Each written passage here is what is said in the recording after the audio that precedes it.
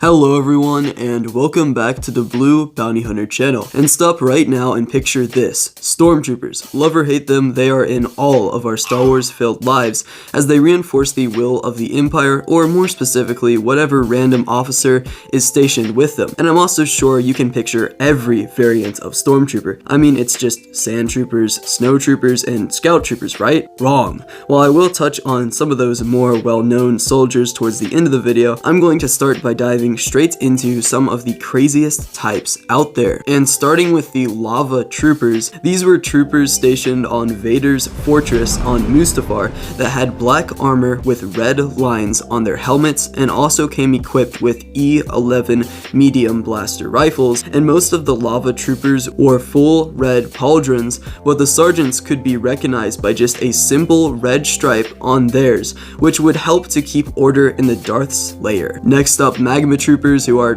quite similar to the Lava Troopers, were deployed on volcanic mining planets like Mustafar, Solist, and Shu Turan to help with construction of Imperial bases, as well as protection against local uprisings. Their armor consisted of normal yet worn down white armor that was extremely resistant to the hot and deadly conditions, and also contained a respirator that connected through a tube to a backpack that would help against volcanic ash as well as smoke and other toxic gases. So for the Jump Troopers, who are also known as Imperial Jet or Rocket Troopers, these bucket heads could maneuver in aerial combat as well as the vacuum of space with their jetpacks that could hold them in the air for a decent period of time, and also their RT-97C blasters, missile launchers, and tubes that could sometimes connect to their backpack. These troopers were seen in Star Wars Rebels fighting against some of the Mandalore resistance led by Sabine Wren and Ezra Bridger. Flame Troopers used a flamethrower in battle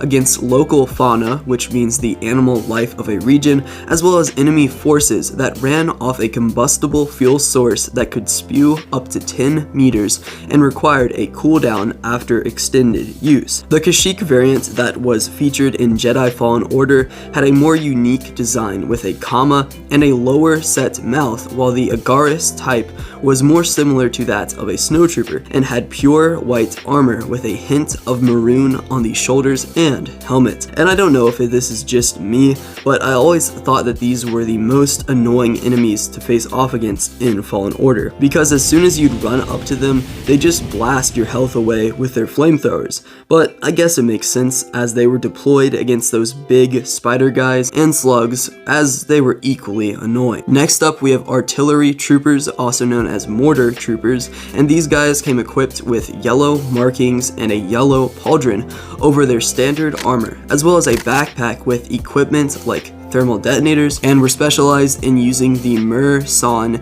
Munitions Model 201 mortar, which from cover would shoot at a high angle to strike enemies at calculated points below. These soldiers were deployed on the planet Tython by Moff Gideon as part of the Imperial Remnants group. And the red equivalent of the Mortar Trooper was the Incinerator Trooper, which carried D-72W oppressor flame projectors and also received intense fire combat training and had armor with a cyroplast coat, which could hold up in extreme temperatures, and they used their weapons to cremate the bodies of enemies as well as the structures around them. An Incinerator Trooper was deployed on Navarro in 9 ABY against Din Djarin and his band of insurgents. I don't really see why the Empire found it necessary to have Flame Troopers and Incinerator Troopers when they both do literally the same thing, but I guess Vader really had a thing for fire.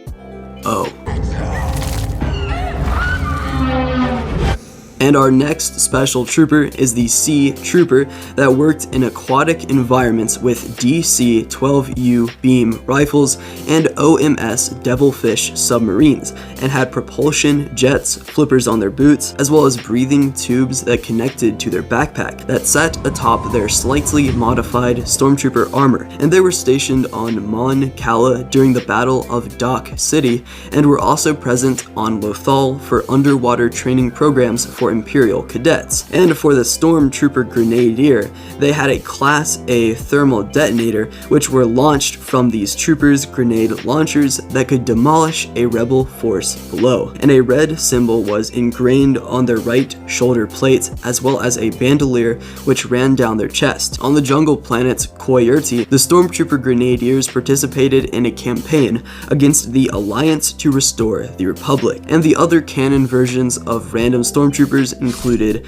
Crimson Stormtroopers, Forest Troopers, Heavy Weapons Troopers, Imperial Heavy Troopers, Storm Commandos, Imperial Shock Troopers, Riot Control Troopers, Shadow Troopers, Swamp Troopers, and Wet Weather Gear Stormtroopers. But speaking of Stormtroopers, next up we have the standard Stormtrooper that all these other variants stem from, which were conscripted soldiers who replaced the previous clone and TK armies before them, and had armor that was made up of white plastoid plates with a black body glove underneath that was meant to show no color to prevent personalities developing in troopers that were intended to be mindless brutes or foot soldiers of the cause. They had E11 medium blasters like everyone else, and HUD, which stands for heads up display, as well as of course a utility belt. For our next well-known variant of Stormtrooper, we have the Snow Trooper. They had insulated armor to keep them warm,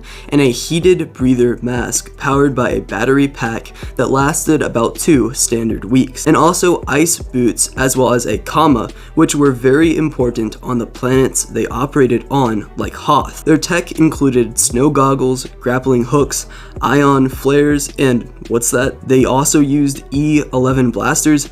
I didn't ask.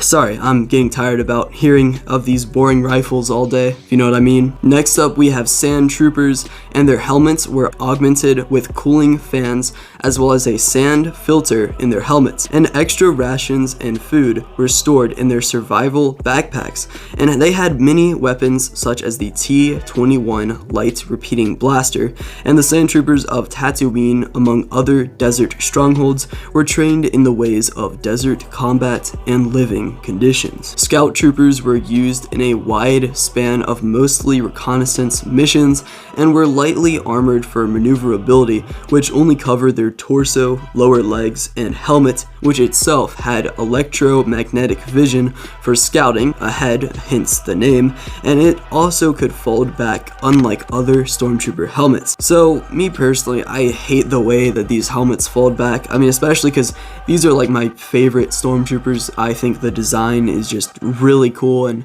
I like all the places that they operate on, like indoor, but I've always just not liked the way their helmets fold back in Rebels and stuff, so yeah, but that's just my opinion. The Scout Troopers also heavily utilized EC-17 holdout blasters and 74Z speeder bikes. Next up, we have Shore Troopers that could also be named as the Coastal Guard and Coastal Defender Stormtroopers that were organized from the Coastal Defense Division and were on beach-like worlds like Scarif to defend and uphold the Empire on even the furthest stretches of land. There was at least 3 ranks of this branch, with some like captains and squad leaders which had blue markings on their armor, and they used many different weapons, including the E-22 reciprocating double-barreled blaster rifle. Range troopers were fitted with a very unique set of armor which helped them in battle alongside their E-10R blaster rifles,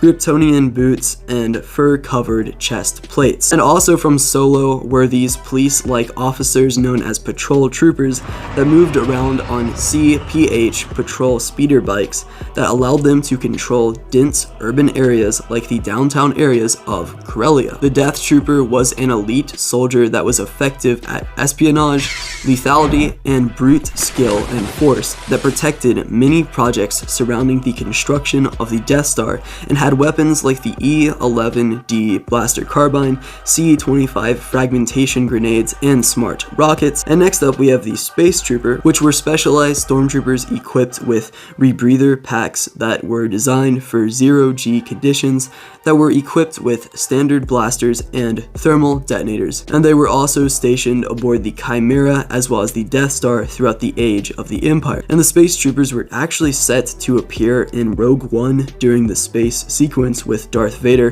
which would have been very cool, but this was later changed to just normal stormtroopers for that scene. And second to last, we have the Dark Trooper, and the Dark Trooper armor underwent 4 different phases, with the last 2 being overseen by Moff Gideon, and these were experimental combat droids used by Imperials that originally housed a human in a dark encasing of a suit. But to end off the video, we have Purge Troopers, which were dark armored troopers with similar designs to the Airborne Division of Phase 2 clone troopers that served alongside the Inquisitors to find and kill Jedi throughout the galaxy that used electro staffs, electro hammers, and electro batons. So that's a lot of troopers, but I hope you could take all that information in, and I hope you enjoyed something in this video. Let me know if you want me to do like another version of this where I go over every variant in Legends, because there is a bunch more and a bunch arguably more interesting versions in Legends, but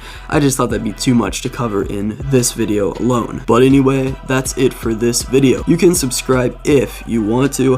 I upload every Friday at 5 p.m. Eastern Standard Time, and I also post shorts on Saturday. But yeah, see ya.